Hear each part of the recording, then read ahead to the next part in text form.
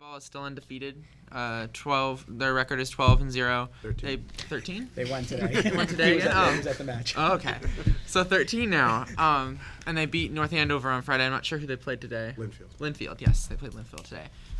Both girls and boys soccer also played today. In terms of activities, Student Council is starting a can drive and a talent show to raise funds. The junior class is selling T-shirts for pep rally, and I think the senior class is already on that as well. And the Maskers Club is starting their pit clean-out process and in preparation for their costume sale, which is October 22nd, 23rd, and 24th. For my student work this week, I'm a really dedicated member of the Maskers Club, so for their fall play, The Kitchen, I'm designing the costumes for that show. And that's kind of the student work, which I decided to show this week. The show kind of centers around all these different cooks and all their different personalities. So I brought in the designs that I made for the show. Just show a little bit of it. Each character has a different pattern and a different color that corresponds to their different personality. Opposite colors on the color wheel represent characters that have conflict within the show. So it's supposed to kind of our set is kind of monochromatic. It's just black and white, so the colors kind of give a unique look to the rest of the show through the characters, because that's basically what the show is about, is all the characters. So that's basically what I've been working on for the past few weeks, along with my regular school stuff. And Adam, I think, was involved with the costume design for the Miser last year, which went on to the state finals, and only the second time that the Maskers entered the state high school drama festival. And I know he was involved with that, and probably some of the other shows too. Yeah. So it's been, and that everybody should come out. There are costumes from that pit that are like 20, maybe older than 20 years old. They have 30 been there plus years. Forever, and there's some really cool stuff in there. If you can get the mildew smell out of it. But other than that, they're great. No, there's some really costumes. Everything. And that'll be October weekends, right? 22nd, 23rd, and 24th, I think, is the weekend. Great. Any questions for Adam? My wife was involved in sewing some of those costumes. I was just going to ask who actually makes the costumes. My wife was, and we have a lot of the parents helping us with that. So it's a good community. Great. Thanks, Adam. Thank you. Okay, next I think we quickly Should we tell him he doesn't have to stay because he's knowing? Right. There's You no reason to probably have punish him. schoolwork, Yeah. so. Yeah, I do. Okay, thank you. Thank you. Quickly, I think we have just a few quick items under continued business. Kathy, the MSBA, Ssbc update. Yes, there was a joint meeting of the school committee and the Board of Selectmen that was held on October 4th, just prior to the town meeting. And the purpose of that joint meeting was to approve as voting members of the Secondary School Building Committee, John Bernard, high school principal, and me as the new superintendent. The next Ssbc meeting is scheduled for Tuesday, October 19th, beginning at 6:30 p.m. right here in the middle school library. There's nothing else from the state or anything? At this point in time, there is not. I put a call in today to Katie Timmons, our field coordinator, to find out what the status of the feasibility study agreement is, and I'm waiting for a return phone call. Okay. Any questions on the Ssbc, MSBA? Next, the Northeast Metropolitan Regional Vocational District School Committee vacancy. Yes, at the last school committee meeting, the school committee had moved forward with the recommendation that had been made by the town administrator and me to identify 2 representatives that would sit on an interview committee. The Board of Selectmen has decided that they would like to not move forward with that recommendation. They would like to attend the next school committee meeting on October 25th and have a joint meeting that would essentially be public interviews of any of the applicants to fill that vacancy. So they are waiting to hear back from me via your decision regarding whether or not that's acceptable to the school committee, and they would come to this meeting. It's fine with me. My only question is, are we going to be interviewing 10 people that night? Or, I mean, do we have any idea how long a process it's going to be? I have no idea at this particular time. The town administrator did advertise, and I'm not sure how many applicants there are, but Will you be able to get the applications prior to the meeting? I would think that would be the case, yes. Yeah, I if they're need going to to come here, contact it's worth it. Just to have them anybody, come over here. anybody in the committee have any issues with doing that? I'm hoping it's not 10 candidates, but, No, I don't want it to get out of control. right, but I think it does can't make imagine sense it to, would. right. I can't imagine there's gonna be that many people applying for it anyway, is my guess. We haven't had 10 candidates for anything in the last 10 years. I mean, I'm sure there's not gonna be too many. All right, so I guess we're okay with that. Say interview the candidate. Yeah, yeah, exactly, So we'll put them at the top of the agenda. Right. Tell them to be here for 7. right. Okay. Okay, next, moving on to new business. It's not often that we have 4 principals at a school committee meeting simultaneously. We have that tonight. I'm going to move John Fauché ahead of the line, because he says he's gonna be very quick. He promises us elementary school principals, he's gonna be very quick.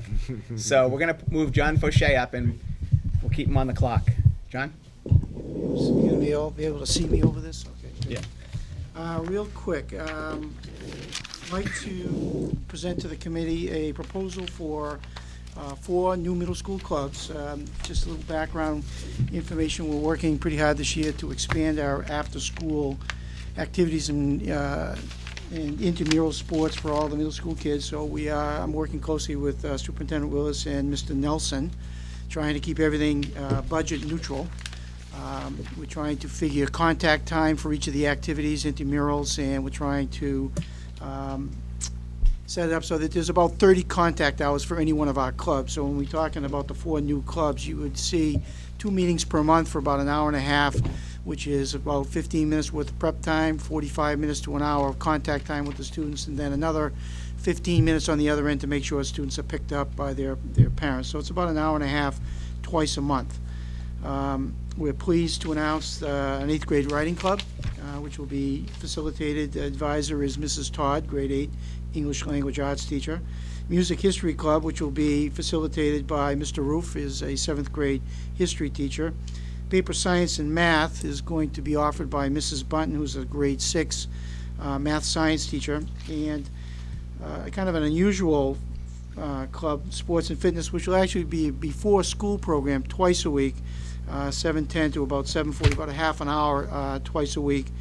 That will be facilitated by Mrs. Marks, one of our PE health teachers. Now, as you know, the practice is that when we have a new club proposal, the stipend for these positions is, I believe, $500, and we're going to stay with that. We are looking for X amount of sign-ups, kids paying activity fees. So again, all the clubs and activities, we hope, are going to be budget neutral this year. So again, we're watching the sign-ups, and if a club doesn't get the enrollment that they expect, then we won't run it. So How do these, did these all come from staff members, or some of these Yeah. student generated? These were staff members? staff members, yeah. Okay. Yeah. Okay.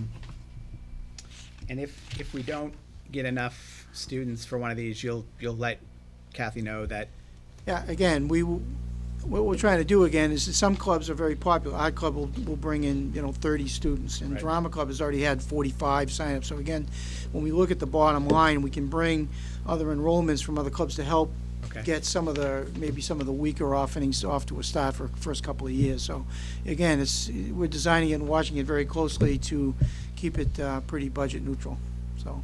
Any questions or comments for John on these clubs? And I believe the motion would be for, I think the way we work it is a 2-year trial period, and then if that's successful, then it becomes a permanent club at the school. So that's the motion that I'll be looking for here. Sure. Move to approve the 8th grade writing club, the music history club, the paper science and math club, and the sports and fitness club at the middle school for a 2-year trial period. Second. Any further discussion? Hearing none, all those in favor? Aye. Opposed? Unanimous.